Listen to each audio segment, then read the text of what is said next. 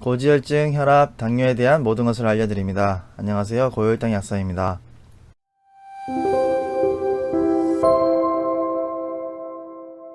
오늘은 고지혈증, 혈압, 당뇨가 있으신 분들이 어떤 마늘을 선택해야 되는지 한번 알아보도록 하겠습니다. 마늘은 조리법도 다양하고 종류도 많기 때문에 어떤 마늘을 선택해야 되는지 궁금하실 텐데요. 일단 결론부터 말씀드리면 마늘은 어떤 종류를 선택하셔도 몸에는 다 좋습니다. 그러나 그 효과가 조금씩 다르기 때문에 어떻게 하면 효과를 최대한 발휘할 수 있는지에 대해서 알아보도록 하겠습니다.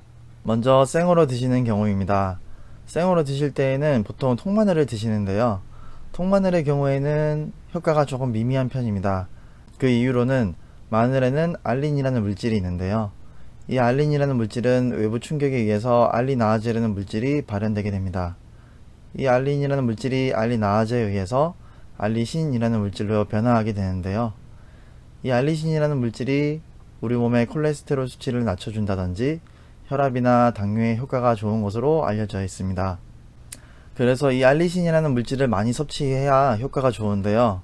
알리신을 많이 섭취하는 방법에는 잘게 썰어서 드시는 방법이 있습니다. 썰어서 드실 경우에는 알리나아제에 의해서 알리신이 풍부하게 발현이 되기 때문에 고지혈증이나 혈압, 당뇨가 있으신 분들은 가장 큰 효과를 기대할 수 있습니다. 그리고 마늘이 알리신이라는 물질이 생성되기까지 30분에서 1시간 정도 기다려 주신 다음 그 마늘을 드신다면 더욱 효과가 좋을 것입니다.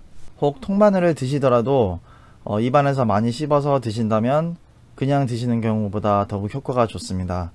여러가지 방법들이 있겠지만 생마늘의 경우 고지혈증이나 혈압, 당뇨가 있으신 분들은 가장 효과가 좋습니다.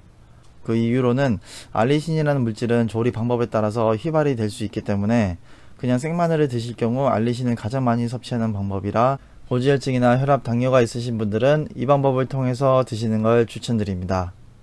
두 번째로는 찌거나 구워 먹는 경우입니다. 찌거나 구워 먹을 경우에는 아까도 말씀드렸다시피 알리신이라는 물질은 많이 휘발되게 되고 이제는 S알리시스테인이라는 물질이 생성이 되는데요.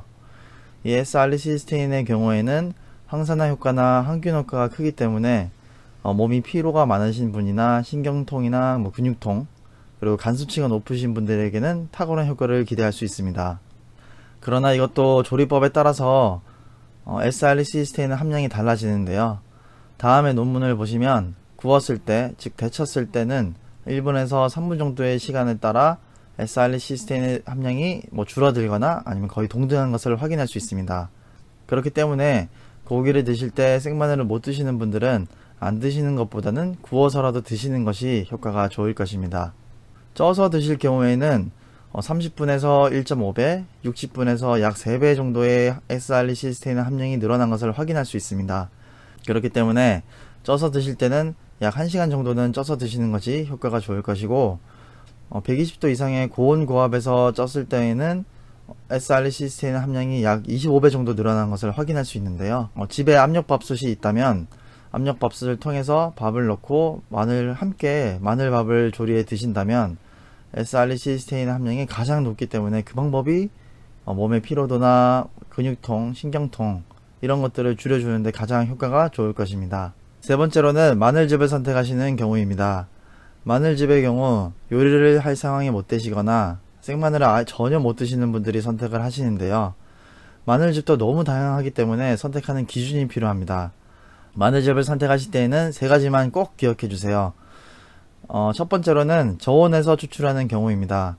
예전에는 고온 고압에서 추출을 하여 마늘즙을 많이 팔곤 하였는데 최근에 논문을 보시면은 고온에서 즉 60도나 90도에서 항균 활성이 거의 잃는다는 것을 확인할 수 있습니다. 그렇기 때문에 저온에서 오랜 시간 동안 추출한 것이 효과가 좋겠고요. 두 번째로는 효소로서 추출을 할 때에는 2가지 이상의 효소를 선택하는 것이 좋습니다. 2가지 이상의 효소를 통해서 추출을 하였을 경우에는 약 2.4배에서 20배까지 그 효과가 늘어나는 것을 확인할 수 있습니다.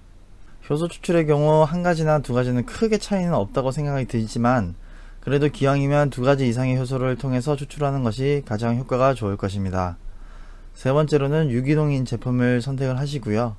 최근에는 상품들이 너무 많기 때문에 어떤 종류를 선택할지 되게 헷갈리시고 힘드시는데 요새는 문의 게시판이나 뭐 전화를 통해서 여러 가지 다 물어보고 선택하실 수 있기 때문에 방금 제가 말씀드린 세 가지를 꼭 확인을 하신 후 구매하시면 좋은 흑마늘즙이나 뭐 마늘즙을 드실 수 있겠습니다.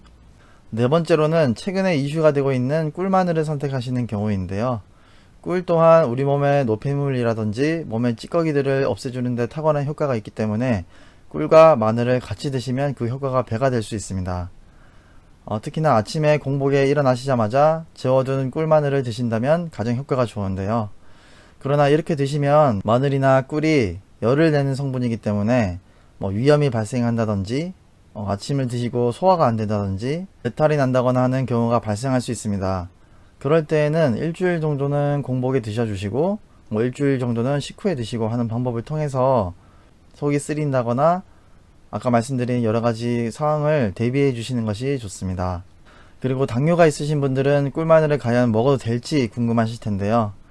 결론부터 말씀드리면 당뇨가 있으신 분들도 꿀마늘을 드셔도 됩니다. 하루 10g 정도 내외로 드신다면 전혀 문제가 없으신데요. 다음에 논문을 보시면 35g과 75g의 꿀을 약 100명의 실험자에게 나눠주고 당뇨에 효과가 있는지 한번 알아보도록 하는 실험이 있었는데 결론적으로 제2의 당뇨병에 꿀이 효과가 있었다라고 나와 있습니다. 그렇기 때문에 10g 정도 내외로 드신다면 오히려 당뇨 수치를 내려주는 데 효과가 있기 때문에 정량을 해서 만드셔서 10g 내외로 드시는 것이 좋겠습니다. 예를 들어 꿀마늘을 만드실 때 100g의 꿀을 넣고 마늘을 어느 정도 넣으신 다음에 만드신다면 10g씩 하루 열흘치에 나눠서 드시면 전혀 문제가 없고 오히려 당 수치를 내려주는 데 도움이 되기 때문에 이러한 방식으로 드신다면 꿀마늘을 드셔도 전혀 문제 없으십니다. 마지막으로 마늘을 도저히 못 드시겠다 하시는 분들은 병원에서 맞을 수 있는 마늘 주사를 맞는 방법과 프루설티아민이라는 성분을 드시는 방법이 있습니다. 초반에 말씀드렸던 마늘의 알리신은 우리 몸에 들어오게 되면 비타민 B1인 티아민이라는 물질과 결합을 하게 돼서 알리티아민이라는 물질로 변화하게 되는데요. 이 알리티아민의 경우에는 우리 몸의 곳곳을 돌아다니면서 항산화 효과를 기대할 수 있고 근육통이라든지 신경통 그리고 몸의 찌꺼기들을 배출해주는 역할을 하게 됩니다. 그래서 몸에 피로가 많으신 분들에게는 탁월한 효과를 기대할 수 있는데요. 이 알리티아민이라는 성분을 합성 과정을 통해서 만든 성분이 프루설티아민이라는 성분입니다. 다음에 그림을 보시면 알리티아민과 프루설티아민이 거의 동일하다는 것을 확인하실 수 있습니다. 이처럼 마늘 주사에는 마늘 성분이 들어가진 않았지만 마늘 향이 곳곳에 나는 이유에는 이 프루설티아민이라는 성분 때문이고 프루설티아민의 경우에는 여러가지 일반 의약품에도 피로회복제로서 들어가기 때문에 약사님과 상담하여 약을 선택하시기 바랍니다. 예를 들어 제일 잘 알려진 약으로는 아로노민 골드가 프루설티아민이 50mg 들어가 있습니다. 마늘 주사나 아로노민 골드에는 둘 다 프루설티아민의 성분이 50mg 정도 들어가고 이것은 마늘 약 50개와 맞먹는다고 하니까 마늘을 도저히 못 드시는 분들은 이렇게 약으로나마 섭취하는 경우가 도움이 될 것입니다. 그리고 병원에서 처방받을 수 있는 펜넬 캡슐이라는 약이 있는데요. 이 약의 경우 마늘기름 50mg 정도 들어가기 때문에 앞서 말씀드린 두 가지 방법과 더불어 펜넬 캡슐도 처방을 받으셔서 드신다면 어느 정도 마늘을 드시는 효과를 기대할 수 있습니다. 오늘 영상 잘 보셨나요? 정리를 해드리자면 첫 번째로는 마늘을 선택하실 때 고지혈증이나 혈압, 당뇨가 있으신 분들은 생마늘을 통해서 알리신을 섭취하는 것이 가장 효과가 좋다. 두 번째로는 앞서 말씀드린 방법을 통해서 마늘즙을 선택을 해 주시고요. 마지막으로는 꿀마늘을 드실 때에도 당뇨가 있으신 분들도 드실 수 있다 입니다. 마늘을 드시는 정말 다양한 방법들이 있고 마늘즙에도 여러가지 종류가 있기 때문에 하나를 드시더라도 제대로 드신다면 고지혈증이나 혈압, 당뇨에 효과가 있으시니 꼭 잘 챙겨 드시기 바랍니다. 감사합니다.